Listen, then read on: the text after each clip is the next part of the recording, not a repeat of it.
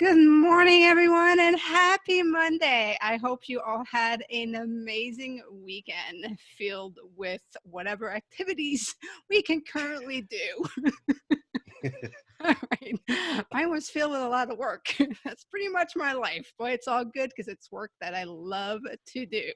All right. So before I introduce today's guest, let me extend the invitation to have you join the 365 First Challenge Facebook group. There's amazing stuff happening in there. So head on over and join us in the group. All right. So today on the First Time Storytelling broadcast, my guest is Dom Brightmon. Dom is a certified self-leadership expert that advances others through motivational teaching and book casting. And he is the host of Going North podcast. Dom is here to share the story of his first time doing CrossFit. All right, Dom, welcome to the broadcast. Thanks for having me, man. Appreciate the invitation. All right, first time doing CrossFit. You know, first time chipping a tooth was from CrossFit. Oh, was that for you for real? Yes. Oh, God. All right. So let's get into this. How did you get introduced? Still laughing at me. All right. Because that's rough because a lot that of was people rough. get injured. Like, I ain't gonna lie. That was it. That was like, okay, I'm out of here. Safe for me. But that was my experience. All Well, right. Let's get talking about yours. How did you get introduced to CrossFit? Was it because of it got hyped up? Were you an early adopter? Tell us.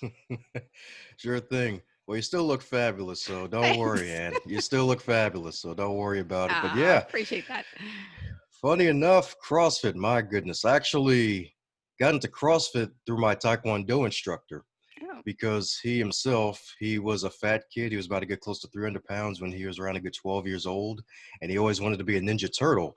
So he got into Taekwondo, got his black belt, lost a bunch of weight. And he got into CrossFit. And around a good, I think it was like year 3 or 4, when I got my blue belt in Taekwondo, he was moving over to CrossFit because one thing about martial arts, you may see the older gentlemen, the masters, the black belts, is like, yeah, they got the dad bod, but they can still kick like 50 guys at once and whatnot. But he didn't want that to be him. And his mission is to help others to not only be able to perform their moves, but also look fit and healthy while doing it. So after he got trained and he was under a martial arts school, he went out and started his own CrossFit gym. So since I've been with him for at least a good 3 or 4 years at the time, I just went ahead and decided to follow him because, I mean, the thing about having an instructor, especially if you like the guy, it's like it's kind of hard to move over to somebody else because my first ever Taekwondo instructor, he was there for about a good, I guess, 6 months or whatever. And then he took over since he's the only black belt left in the class and he already knew what he was doing. But he wanted to start his own business, start his own CrossFit gym. And lo and behold, I was led to a wonderful CrossFit box in the beginning since he was working from his own budget and he had a whole bunch of student loan debt. The equipment was a little bit lacking. So he basically had us do a bunch of calisthenics and take some donated equipment. And funny enough, my first ever time doing CrossFit was actually the day I actually signed the contract because I did some light workouts before because he wanted to get some people in, get some social media proof. And I did okay. He even incorporated burpees and whatnot in some of the Taekwondo classes. And I'm like, yeah, okay, cool. Because he had us doing some wind sprints and all this other good stuff. So I thought I was pretty darn fit.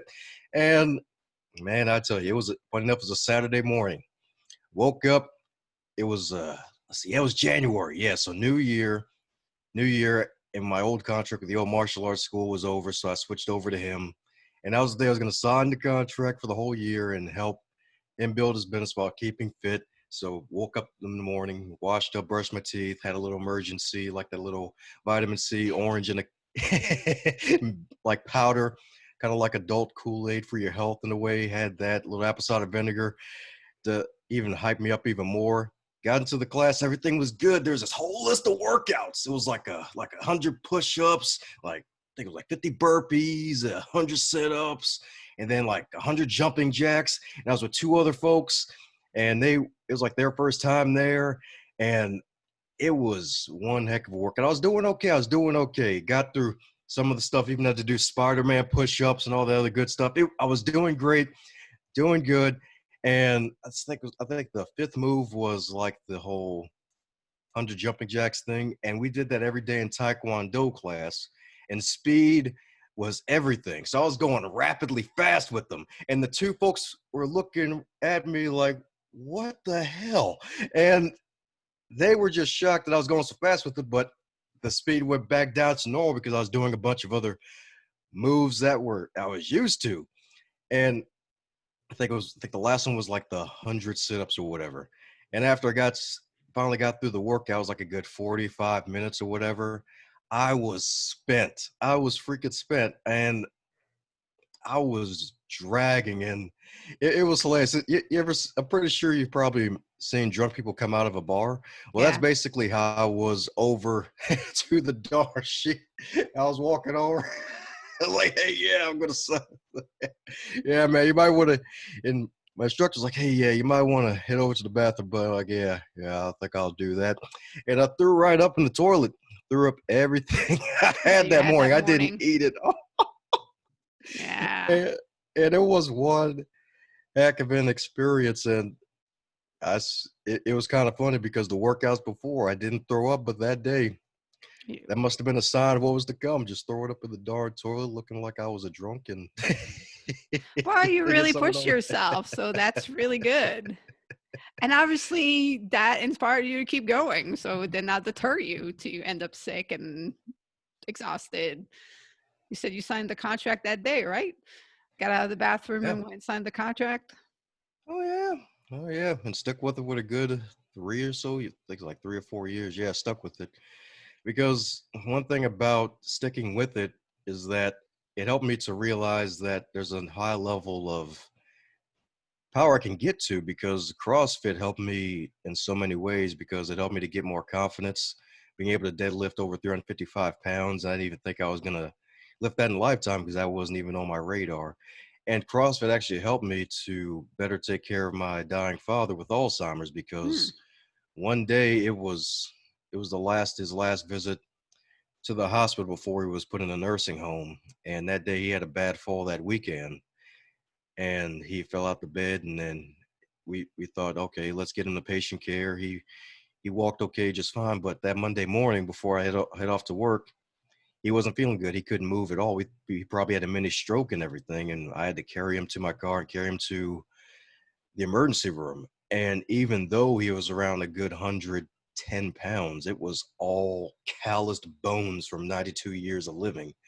And he was a dead weight 110.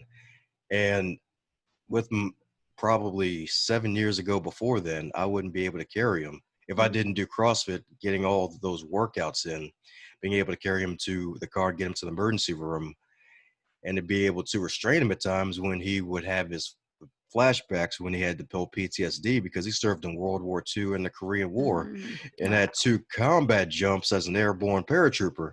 So being able to restrain him and keep him held down times when they had those flashbacks was really thanks to CrossFit and being able to get to that higher level. Now, granted, I don't do it as much anymore because I guess I stemmed to a couple injuries and a couple injuries from Taekwondo practice that were nagging, that were okay, really expedited after the whole CrossFit. But really, just that helped me to become more confident, be able to actually better take care of the family. So that's really the benefits of sticking with it. And I guess that's the lesson of perseverance, to be able to actually keep going forward, even though the first day may feel like hell, and heck, even hell for yourself, and you had the cracked tooth, which I'm glad you're still able to do a podcast Yeah, well, visually and still well, do awesome things.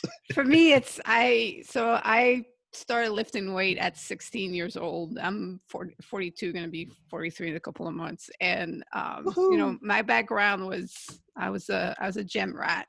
So when you get to CrossFit, it's very different than the gym. And I don't know how many times my coach yelled at me, drop the weight. And I'm like, I don't drop the weight. That's not like, you don't go, in the gym, you don't drop the weight. if you drop a weight, someone's going to stare at you and be like, you need to be able to handle your weight. so, Mm-hmm. and so it was just, a couple decades of my mind being trained a certain way. And, they're trying to get me to do things differently. And my body, my mind were like, yeah, no, this is not what we do. This is not how we do it. No. But I really enjoy like all the hit training. And it was during the Olympic lift that I the bar was just a little too close. And, my teeth kind of does stick out a little bit, and it, grabbed it. And I was like, that is the one time I dropped the weight, and I'm like, yeah, I'm done. I'm out of here. But I forget. So this was when I was in New Orleans. Why is his last name escaping me? So the New Orleans coach, Sean, his last name. This is a shame. I can't remember his last name. But so the first time I went to that particular box to check it out and sign up, he was there doing his CrossFit workout. So it was like, that was definitely a good advertisement for the gym. It's like, well, if the New Orleans Saints coach is training Oh, here, Sean Payton. There we go. Sean Payton, thank you. They probably know what they're doing. And yeah, I started doing their morning class, and it was just me. Sometimes it was just me. People are big at working out that early in the morning in New Orleans, but it was. I gave it a good fair shot, and my youngest sister has competed and won at certain like division, and my older brother has Oh, just now wow. really gotten into it, and he's over 50 and he's trying to compete in the Masters. And I'm like, you guys do it. I've done bodybuilding. I've got my trophies. Like, that's good enough for me. That's the key Yeah. to looking like you're 20 in your 40s, bodybuilding. All right. Well, no, like you came to realize anytime it's good to do fitness up to a certain point, and then you go into injury when you push it a little too hard. So it's all in moderation so that it doesn't enhance your life, not start holding it back. So that's awesome. So is your former teacher, does he still have his box? Is he still going at it? Oh, he actually owns it, but he has someone else managing it. So right now he's focusing more on his writing. He has a lot of sci-fi books out, Oh, and that's actually one. He's a real eclectic dude. He's real passionate. He likes to call himself a eclectic mind because he did PC repair, IT security, wanted to be a Ninja Turtle. I think he has like 3 black belts in 3 different martial arts and knows a bunch of weapon styles. And heck, he just has a lot of interest, like real good dude, good dude. Chris Aiken, he's a real good dude. Love the guy. Like, no, yeah, that's awesome. Well, he's my kind of guy. When you rack and stack the things that you do, you become better at all of them across the board. So that's the way to do it. All right. Well, before we start playing the first time lightning round, how can people get in touch with you and all the great things that you're doing?